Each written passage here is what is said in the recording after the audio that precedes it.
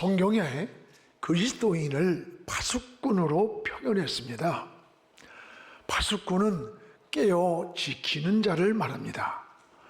파수꾼은 육체만이 아니라 정신과 영적인 세계를 지키는 자입니다. 만일 파수꾼이 졸든지 잠이 들면 그 안에 보호받는 공동체가 큰 위기를 만나게 됩니다. 그래서 이런 말이 있습니다. 육체가 잠이 들면 물질을 도적맞고, 또 사상이 잠이 들면 영토를 빼앗기고, 또 신앙이 잠이 들면 영혼을 도적맞는다라고 하는 말이 있습니다. 맞습니다. 우리 신앙생활도 똑같습니다. 우리는 정신을 차리고 깨어 있어야 합니다. 여러분, 잠든 사이에 원수 마귀가 들어와서 우리의 영과 육을 공격을 합니다.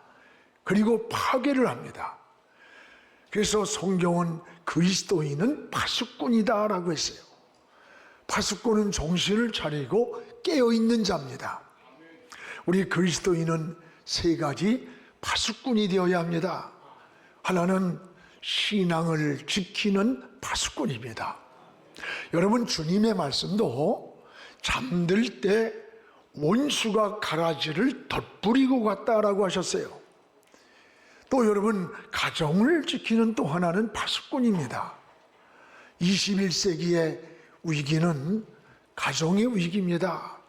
가정은 하나님이 창조한 인류 최초의 공동체가 가정입니다. 가정으로부터 공동체가 시작된 거예요. 그런데 요즘 가정 안에 끔찍한 살인 사건들, 또 가정 안에 걷잡을 수 없는 붕괴들이 가정에서 이루어지고 있습니다. 여러분, 또 하나는 민족을 지키는 파수꾼입니다. 우리는 지금 우리 자신들을 돌아봐야 돼요.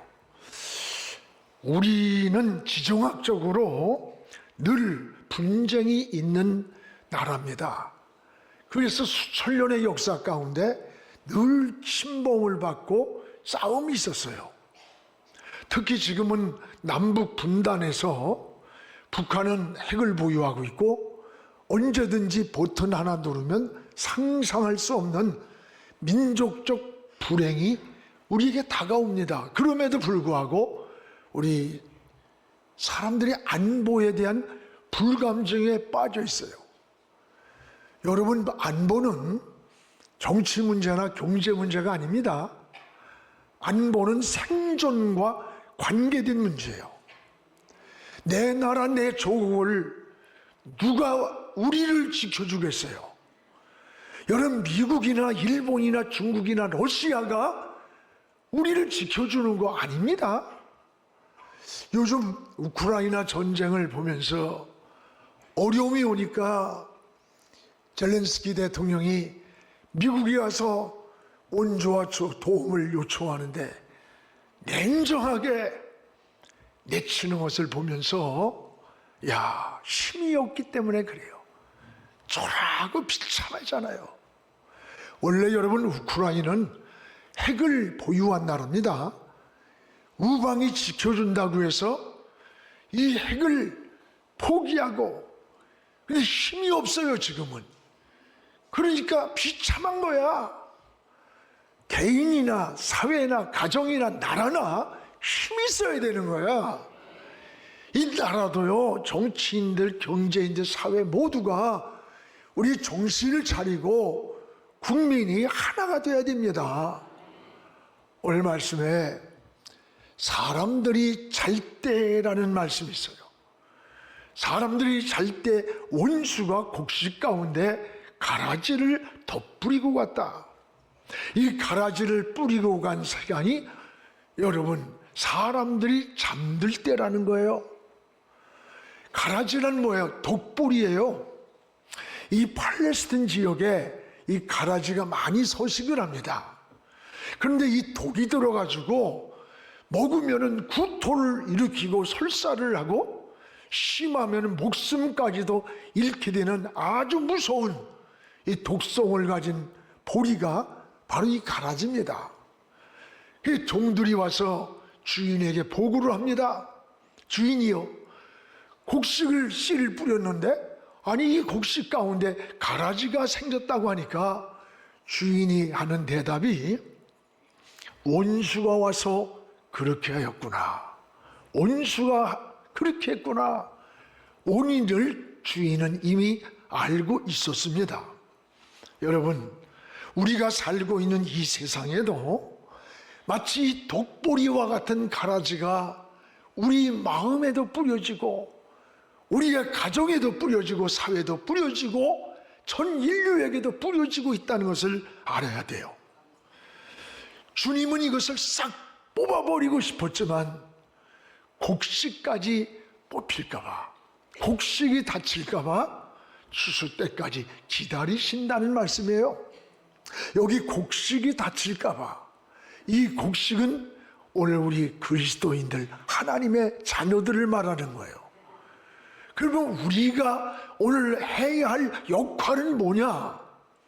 이 원수가 가라지를 뿌리지 못하도록 파수꾼의 역할을 잘해야 되는 거예요.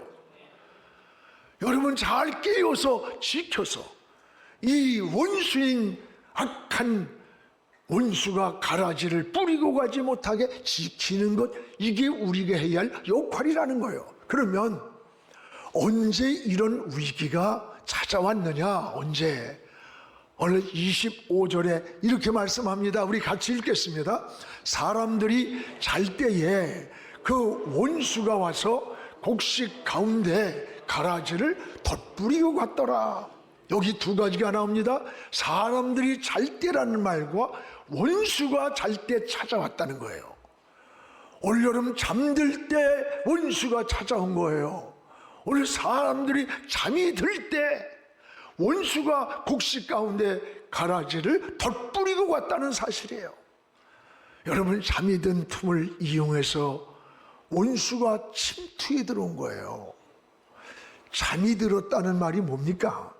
자기 자신을 관리할 수 없는 자기 관리가 무너진 상태가 이게 잠든 상태야. 성경에 잠이 들었다가 실패한 사람들이 많이 나옵니다. 사울은 전쟁 중에 잠이 들었다가 다윗에게 축복의 물병을 빼앗겼습니다. 삼손은 들릴라의 품에서 잠이 들었다가 두 눈을 잃었습니다.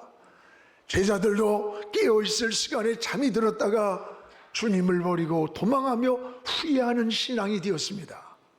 유독으로는 잠이 들었다가 창에서 떨어졌습니다. 오늘 주님도 잠든 사이라고 했습니다. 잠든 시간에 원수가 찾아와서 가라지를 곡식 가운데 덧뿌리고 갔다는 거예요. 잠든 시간에. 여러분, 그러므로 깨어있으라라고 하는 경고입니다. 지금이 우리는 사순절이 시작되었습니다.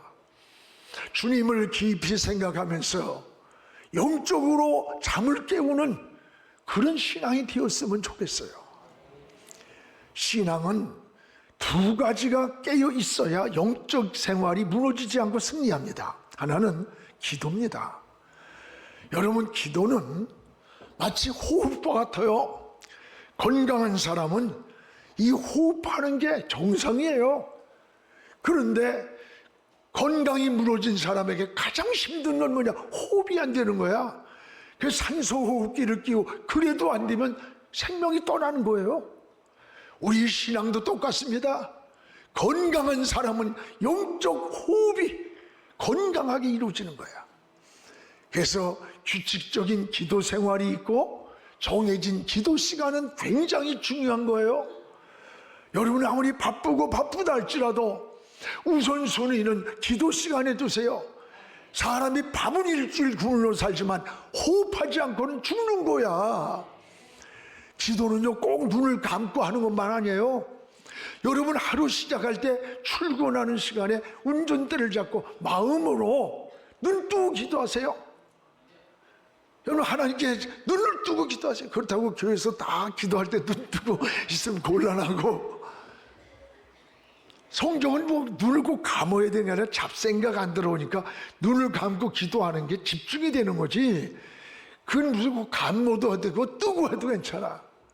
저는 눈 뜨고 기도하는 시간이 더 많아요. 어제도 중량천까지 저녁에 걸어가면서 눈 뜨고 한 시간 정도 기도하면서 마음으로 찬양하면서 갔다 오는데 굉장히 기쁘더라고요. 한 가지 조심할 게 있습니다. 기도는 다른 사람에게 보이려고 하는 이런 기도에 여러 위험성을 빠뜨려야 돼요. 어떤 사람은 내가 기도를 많이 하는데 저 기도도 안 하고, 그건 자기 기준에서 하는 얘기예요. 바리새인 서기관들은 자기들은 기도를 이렇게 한다고 떠들어댔는데 주님은 그 기도 안 들었어요? 기도는 다른 사람에게 보이려고 하는 게 아니에요. 매일 하나님과 영적인 깊은 교제를 나누면서 하나님의 세미한 음성을 듣는 것이 기도인 거예요. 또 하나, 우리의 신앙생활이 영적에서 승리하는 데는 하나님 말씀입니다. 사람이 하루에 3끼를 건강하게 잘 먹으면서 우리도 모르게 건강이 유지되는 것처럼 여러분 규칙적으로 하나님 말씀을 영의 양식으로 삼아야 돼요. 하나님 말씀이 하나님이에요. 말씀을 깊이 읽고 묵상하면서 영적 세계로 나가는 거예요. 영혼의 양식을 삼는 거예요. 그러면 말씀을 통해 안식이 와요, 지혜가 생겨요, 영감이 떠오르고 길을 찾는 거예요. 나는 우리 청년들이 매일같이 동아리를 만들어서 하루에 성경 읽기 동아리로 10장씩 하루에 읽는다는 거야. 청년들이 하루에 10장씩 성경을 읽는다면 절대 빗나가지 않습니다. 하나님이 붙들어 줄 뿐 아니라 지혜를 주고 하나님의 그 길을 인도하고 계시는 거예요. 시편 119편 105절에 주의 말씀은 내 발의 등이다, 내 인생이 걸어가는 길에 빛이라고 했어요. 그렇습니다. 오늘 기도와 말씀이라는 이 두 축을 붙잡아야 돼. 기도와 말씀이 깨어 있을 때 영적 생활이 승리를 하고 이 원수마귀가 가라지를 뿌리지 못한다는 거예요. 주님은 이 가라지를 뭐라 그랬어요? 원수라 그랬어요. 이 원수가 잠든 시간에 뿌리고 간다는 거야. 여러분, 이 우리의 원수가 누굽니까? 원수마귀 아닙니까? 이 원수마귀는 5가지의 속성을 가지고 있어요. 하나는 마귀의 정체가 뭡니까? 파괴자예요. 에덴 동산에 들어가서 아담의 축복을 파괴했습니다. 가정에 들어가면 가정의 행복을 파괴하고, 우리 마음에 들어오면 마음의 평안을 파괴하고, 분쟁과 근심과 걱정으로 우리의 삶을 망가뜨리는 거예요. 또 하나, 마귀는 이간자입니다. 하나님과 관계를 이간시켜서 파멸로 이끌 뿐만 아니라 인간과 인간관계도 이간시켜서 자꾸 파괴시키는 거야. 여러분 가정에 자꾸 분쟁이 생기고, 뭔가 여러분의 직장이나 삶의 현장에서 자꾸 뒤틀리는 문제가 생길 때도 우연이라고 말하면 안 돼. 그리스도인은 하나님 앞에 무릎을 꿇고 영적인 깨달음을 가지고 원수가 가라지를 뿌려서 나를 이간시키는 환경에 젖지 않도록 기도해야 되는 거예요. 이게 신앙인의 지혜인 거예요. 우리 주님은 원수마귀가 파괴한 이 모든 관계를 십자가로 회복시키려고 이 땅에 오신 거예요. 그래서 여러분, 또 하나, 마귀는 거짓자예요. 거짓이에요. 그래서 요한복음 8장 44절에 마귀는 처음부터 거짓말장이요, 거짓의 아비가 됨이라 해서 아비. 여러분, 거짓말을 잘하는 사람들은 마귀에 스스로 속고 있다는 걸 알아야 돼. 부부간에도 자꾸 사사로운 거 가지고 거짓말하고 그러면요, 신뢰가 무너져요. 거짓령에게 사로잡힌 거예요. 또한 마귀는 절망에 우리를 자꾸 빠뜨리는 거예요. 절망은 사탄의 여러분 방해 작전이라는 거예요. 성도들을 절망하게 만들어요. 그래서 하던 일을 포기하고 중단하게 만드는 거예요. 의외로 많은 사람들이 절망에 많이 넘어진다는 거예요. 요즘 자살 사건이 많습니다.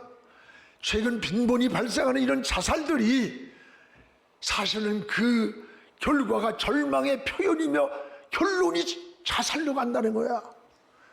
마귀는 또 하나 비교의식으로 우리를 파괴한다는 거예요. 비교의식. C.S. 루이스가 쓴 책에 보면 사람의 비교의식을 통해서 마귀는 인간을 유혹한다고 했어요. 사람의 열등의식, 비교의식이 강한 사람들의 특징을 보세요. 늘 사람을 비교를 해. 다른 사람과 비교하다 보면 내 마음에 여유가 없어져요. 자꾸 시기심이 들어오고 질투심이 생기고 감정이 요동치는 거야. 여러분, 성경의 대표적인 인물이 누구야? 사울 아닙니까? 사울이 비교의식에 사로잡혀서 자기 사위까지 죽이려고 했고, 이런 엄청난 불행을 가져오고, 이 마귀의 전략에 쏘은 겁니다. 악신이 그 마음을 지배하니까 요동을 쳐버린 거예요. 사랑하는 여러분, 마귀가 가라지를 뿌리지 못하게 우리는 자신도 지키고 가정도 지키고 교회도 지키고 이 나라도 지키는 파수꾼이 바로 여러분이라는 것을 기억하시기를 주님의 이름으로 축복을 합니다. 또 하나, 주님이 왜 이런 아주 원수가 뿌려진 가라지를 제거하지 않았을까? 오늘 28절 우리 함께 같이 읽겠습니다. 주인이 이르되 원수가 이렇게 하였구나. 종들이 말하되 그러면 우리가 가서 이것을 뽑기를 원하나이까? 29절입니다. 주인이 이르되 가만두라. 가라지를 뽑다가 곡식까지 뽑을까 염려한다. 여러분, 곡식이 가운데 가라지가 난 것을 주님이 하셨어요. 종들이 이거 우리가 싹 뽑아버릴 거야 하니까 가만둬라. 왜 가만두냐? 이거 뽑다가 나중에 곡식까지 다칠까봐 염려가 된다. 오늘 여러분, 곡식을 보호하기 위해서 가라지를 내버려 두고 있다는 거예요. 가라지를 뽑다가 곡식까지 뽑힐까 염려가 된다. 주님은 당장 버리고 싶지만 곡식을 보호하기 위해서 가라지를 뽑지 않았던 거예요. 가라지는 뿌리가 강합니다. 그래서 그 가라지를 뽑아내다가 곡식이 함께 다치는 거예요. 오늘 여러분, 이 곡식이 누구예요? 하나님의 자녀들을 곡식으로 비유하고 있습니다. 오늘 여기서 하나님이 우리를 얼마나 사랑하고 있는가를 알려주는 거예요. 하나님은 곡식이 홀이라도 닥칠까봐 괴롭지만 고통스럽지만 참고 기다린다는 거예요. 여러분, 하나님이 얼마나 성도들을 사랑하는가를 알아야 돼요. 오늘 아들을 십자가에 내어주기까지 사랑하셨다 그랬어요. 내어주기까지. 여러분, 아들을 주신 분이 다른 그 어느 것들을 주시지 않겠느냐? 로마서 8장 32절에 이렇게 말씀을 하시는 거예요. 나를 주님의 핏값으로 사주셨어요. 여러분, 나를 주님의 핏값으로 사셨어요. 그러면 주님의 핏값이 얼마나 되는 걸까? 우주로도 비교할 수가 없는 거예요. 그래서 여러분, 천하보다 귀한 한 생명이라는 거예요. 천하를 다 줘도 바꿀 수 없는 한 생명. 왜? 주님의 핏값으로 산 생명이기 때문에 그래요. 오늘 여러분, 우리는 여러분이 이렇게 소중한 가치가 있는 존재임을 깨닫기 바랍니다.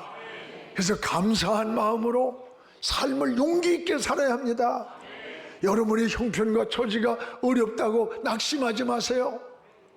여러분, 전능하신 주님이 여러분과 항상 동행하고 있음을 깨닫기 바랍니다. 힘들고 어려울 때도 많아요. 그때에도 여러분 혼자가 아닙니다. 보이지 않는 하나님이 함께하고 계십니다. 하나님의 사랑을 여러분 성경에는 어머니의 사랑보다 더 큰 사랑이라고 표현을 했어요.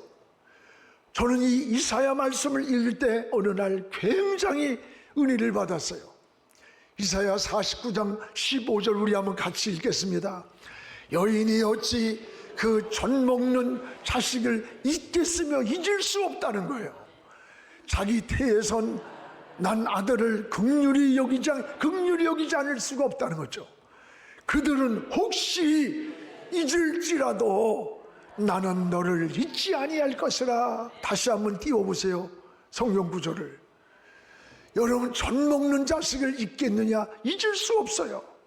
내 뱃속에서 10달 동안 품고 있던 그 자식을 어떻게 사랑하지 않겠느냐? 혹시 어머니는 그것을 잊을지 모르나, 잊지 않지만 잊을지 모르나 나는 너를 잊지 아니할 거다. 하나님은 절대로 우리를 버리지 않고 잊지 않고 지키고 있고 보호하고 있다는 거예요. 자녀를 사랑하시는 하나님의 마음을 엄마의 마음으로 비유하면서 표현한 거예요. 얼마나 하나님이 우리를 사랑하고 있는가를. 여러분, 자녀를 사랑하는 하나님의 마음을 알아야 합니다. 이것이 신앙인의 믿음이고 마음이고 삶이에요. 그러면 신앙은 어떻게 살아야 믿음 생활을 바로 사는 것일까? 따라합시다. 신앙은 인내하며 하나님의 때를 기다리는 것이다. 신앙은 인내하면서 하나님의 때를 기다리는 것입니다. 오늘 30절을 우리 같이 한번 읽겠습니다. 둘 다 추수 때까지 함께 자라게 두라. 추수 때에 내가 추수꾼에게 말하기를 가라지는 먼저 거두어 불사르게 단으로 묶고 곡식은 모아 내 곡간에 넣으리라. 둘 다 가라지나 곡식이나 추수 때까지 자라게 놔둬라. 내가 이제 추수 때가 되면 추수꾼들에게 해서 먼저 가라지를 불로 태워버리겠다. 그리고 곡식은 창고에 거두겠다. 오늘 여러분, 추수 때까지 참고 기다리라는 겁니다. 반드시 추수 때가 있습니다. 이때 먼저 추수 때를, 여러분 올 때 가라지를 먼저 가라지를 태워버리겠다는 거예요. 오늘 추수 때가 되면 곡식과 가라지가 구분이 됩니다. 여러분, 지금은 믿는 사람과 믿지 않는 사람이 다 똑같아 보여요. 오히려 신앙생활하는 사람이 더 억울하고 더 피해를 보고 더 손해를 보고, 왜 하나님은 보고만 있을까? 내가 이렇게 억울함을 당하고 고통을 당하는데 왜 하나님은 침묵하고 계실까? 이렇게 생각할 때가 많이 있어요. 아니에요. 우리의 곡식이 다칠까 봐 가라지를 참고 기다리고 있을 뿐이에요. 추수 때가 되면 알곡과 쭉정이가 다 드러나. 그 추수 때가 언제입니까? 오늘 추수 때란 최후의 심판을 상징하는 말이고 종말의 때를 말해요. 인생에도 반드시 끝날이 있습니다. 이 세상에도 반드시 종말의 시간이 다가오는 거예요. 성경이 말씀하시는 세상 끝이 심히 가까이 오고 있음을 많은 징조를 통해서 나타내주고 있다는 거예요. 요즘 지구의 이상기온들로 인해서 북극의 빙하가 녹아내리고 지구가 점점 물에 잠기고 있다는 거예요. 일본이 지금 막 잠기고 있답니다. 그래서 뭔 염려하는 사람은 이민을 간대요. 또 추위해야 할 때 더위가 와. 더워야 되는데 추위가 와가지고 농산물, 바다의 물고기가 떼죽음을 해. 이게 뭐 생태계의 밥이에요. 막을 수 없는 기후 이변들이라는 거예요. 이것이 여러분 자연계만 그러냐? 우리의 신앙생활에도 마찬가지예요. 지금은 이 가라지가 곡식을 해치고 있는 때라는 걸 알아야 돼. 그러나 염려하지 마십시오. 반드시 추수 때가 있습니다. 여러분, 그날에 곡식과 가라지를 구분을 시킵니다. 사랑하는 우리 성도 여러분, 오늘 가라지를 뿌리려고 원수마귀는 잠든 틈을 노리는 거예요. 여러분이 잠들어 있는 그 사이를 자꾸 노리는 거예요. 그리고 한번 뿌려진 가라지는 추수 때까지 고통과 괴로움을 당하게 된다는 것을 잊지 마십시오. 이 가라지는 우리 마음에도 뿌리고 가정에도 뿌리고 이 사회도 뿌려서 자라고 있음을 알아야 됩니다. 원수들이 가라지를 뿌리지 못하게 정신을 차리고 깨어있는 것, 이게 우리 파수꾼이 해야 할 사명이요 역할인 거예요. 오늘 그래서 주님은 잠들 때 찾아온 이 원수들, 가라지를 뿌리는 것들, 이것을 위해서 잠들 때라는 것을 지적합니다. 깨어있으라고 경고하는 거예요. 깨어서 지키는 자가 파수꾼입니다. 이제 사순절이 시작되었습니다. 우리는 영적인 잠을 깨워야 합니다. 자신을 지키고 가정을 지키고 우리 민족을 지키는 이런 파수꾼의 역할을 잘하기를 주의 이름으로 축복을 합니다. 기도하겠습니다. 거룩하신 우리 하나님 아버지, 오늘 그리스도인은 파수꾼이라고 했습니다. 파수꾼이 잠이 들면 큰 위기가 옴을 깨달았습니다. 잠들 때 원수가 와서 가라지를 곡식 가운데 덧뿌리고 갔다고 했습니다. 하나님, 원수 마귀가 잠들 때 틈을 타고 들어와 우리의 신앙을 무너뜨리고 고통을 주고 파괴합니다. 하나님, 영적인 잠에서 깨어나게 하옵소서. 사순절에 아버지 무릎 꿇게 하시고 주의 이름을 부르게 하시고 하나님께로 더 가까이 나가는 은혜의 시간으로 인도하여 주시옵소서. 예수님의 이름으로 기도하옵나이다. 아멘.